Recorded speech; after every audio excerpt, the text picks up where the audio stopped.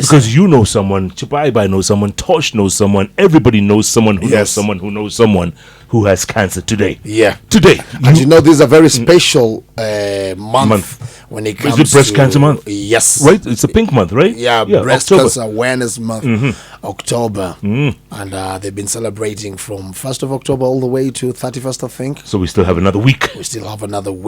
And joining us live in the studios, Mwende Mutiso. Adia Tawata. Etago Mwende Mutiso. 9 years ago. 9 years ago, diagnosed with breast cancer. In that time, she had a mastectomy. You know what that is? I know that. It's the opposite of vasectomy, but now touches on upper body. Correct. Yeah. Right? And then, she's still fighting. It's not in remission. She's still, getting treatment. Okay. And then guess what? 9 years later? Mtu alifanya ile kitu. Kitu gani? Fikaji wa misitu.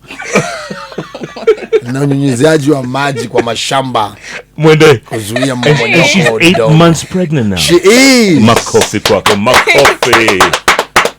How are you feeling? I'm doing very well. Yeah. Yes. Are you always this happy? Yeah. Most of the time, not every time, but most of the time I am a bubbly. And how's the baby doing? She's perfect. Yeah, it's a she, and we are doing very well. As you've said, I am a cancer survivor. I was first diagnosed in 2016 when I was 23 years old. Wow. In our family, we don't have any history of any type of cancer, so this was really a shocker for us. I have lived through, so I got a stage 0 diagnosis, and then I had one of my breasts removed. After 3 years, I was on treatment, and then I got a recurrence. So when I got a recurrence in 2019, unfortunately, the cancer had now gone to one of my lungs, and I had now stage 4 breast cancer. And at that time, I was told I had a year to live. That was actually a day before my 27th birthday. So from that day, I remember, of course, it was a long journey, but on that day, I remember just thinking the last 3 years were really hard. And, I went through depression. I had to go to get psychosocial support therapy. And now when I got this second diagnosis, I just remember leaving the hospital, the doctor's office, and thinking, okay, I have 365 days to live, so what can I do? And I started a bucket list. And so I started a bucket list. And at that time, I didn't want to do treatment because I had seen what happens, with radiotherapy, with chemotherapy. I didn't want to go through that.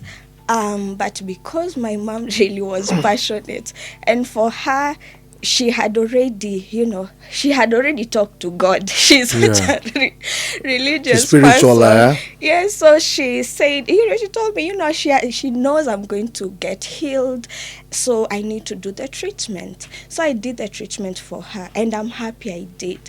But at the same time, as I was doing the treatment, I still knew the heaviness of this diagnosis. So I started this list, and one of the things I remember writing down was, to climb a mountain. I have watched too many movies, I think. Yeah. so you wanted to tick that off. Yes. Which mountain did you have in mind? Any mountain, really. And to date, I've climbed Mount Kenya twice and Kilimanjaro once. Come on. Yes. And you went all the way to Uhuru Peak? Yes, I did. And Lenana on Mount Kenya. Yes. Yeah. Oh Lord. So one of your on your to-do list, one of those boxes was to climb a mountain. Yes. The other one was to get a tattoo, which I did. You have one? I have 3 actually. What are they? Yeah. Okay, so this is a symbol which means hope. Okay. And this is just flowers, really. And this is a sisterhood. We have this tattoo, faith, hope, and love. And also raising awareness. So one of the things I realized was there was such a huge gap where it came to knowing about breast cancer, especially among young people. Since when I was diagnosed, I actually thought breast cancer only gets people who are older, 40 years, women who are 40 years and older. Right now, I know that there are people who are getting this cancer, breast cancer, including men. So I started using my story to raise awareness and to also show people that there is life beyond a cancer diagnosis. Are you listening? I'm listening. Men also get breast cancer. They do. Right? Yes. Very rare, but it happens, right? Yes, it does. You think you're reaching out to them? Is the message getting through? I would say yes, because more people are speaking about their stories, and at the same time we are seeing more organizations which are doing the medical camps. We are seeing more people being diagnosed, and I think it's not just that there's a rise of the cancer cases, but there's also accessibility of screening, meaning more people are being diagnosed. Yeah. And awareness is there more now, right? Yes, absolutely. What about denial? Because many of us are in denial. You don't want to hear that you have cancer. It's the worst thing. Yeah, there is that, and I have to say I also had it when I was first diagnosed, because I think we went for 3 different opinions to just check if it was really breast cancer. So the denial is there, but at the same time, because more people are speaking about their experiences, and not all of them are just worst case scenarios. Of course, there are people who are losing their lives through this, but there are also more people who are surviving. So cancer is no longer a death sentence, and that's why we are sharing our stories to share that. What prompted you back in the days before you were diagnosed with that? What is it that prompted you or made you feel like, no, I think we need to go and have a test or get checked? I had gone to a medical camp in 2014, and I learned how to do self-breast examination. So when I was just doing the self-breast examination regularly, not because I thought anything would happen, but I was just doing it regularly, and that is how I found the lump. Yeah, in your breast. Yes, and it took me about 6 months, 4 different hospitals to get the diagnosis. Initially, they were just ruling it out as, hormonal imbalance. At some point I went to a hospital, I was given antibiotics for the lump. So because I was also persistent and I had some information about breast cancer, that's how I ended up going to a bigger hospital which were more equipped with cancer screening, and that's how I started my cancer journey. This is what a real warrior is about. Yeah, and you see she's colorful, on a red head. Your design. So when are we due, Mwende? In a month's time, about 1 month's time. So before Christmas? Before Christmas, for sure, yes. Talk about mother. I know, I'm looking forward to it. Did it affect you when Ulienda and you had one of it done away with?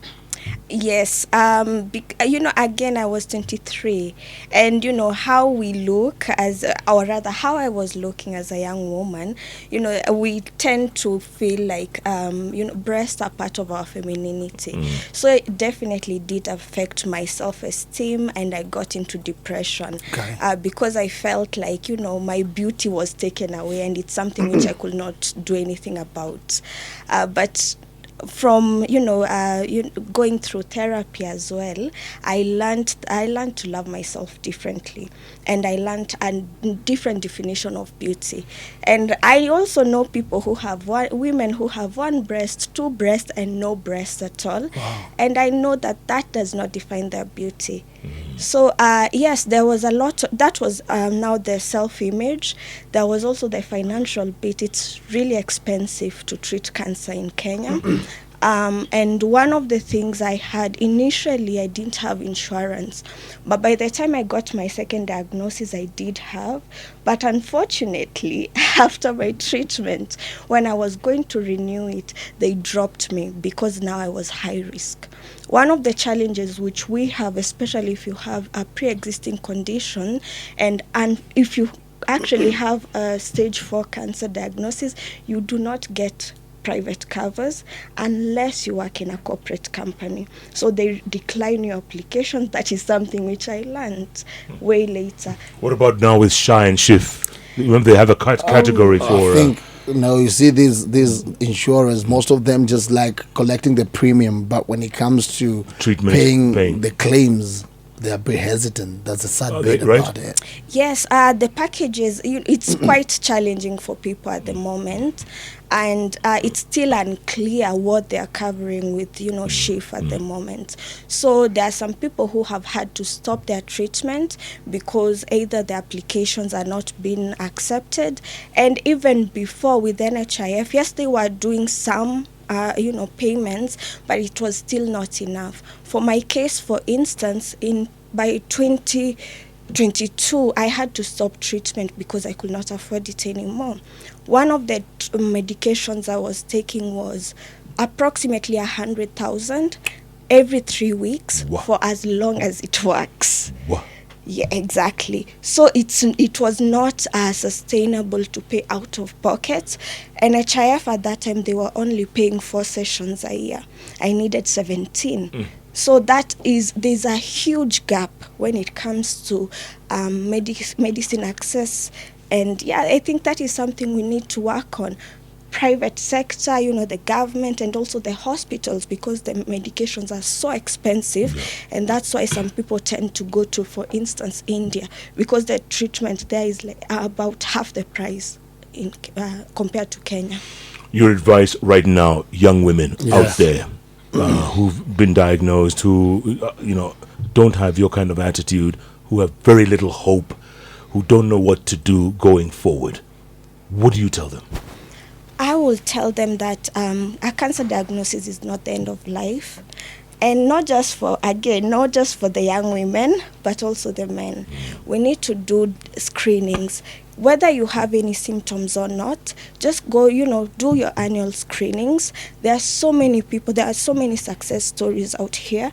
And so don't be afraid of knowing. I know sometimes we have this mentality of, what you don't know won't hurt you. But let me tell you, cancer will. The earlier you catch it, the better, and the outcome will also be better.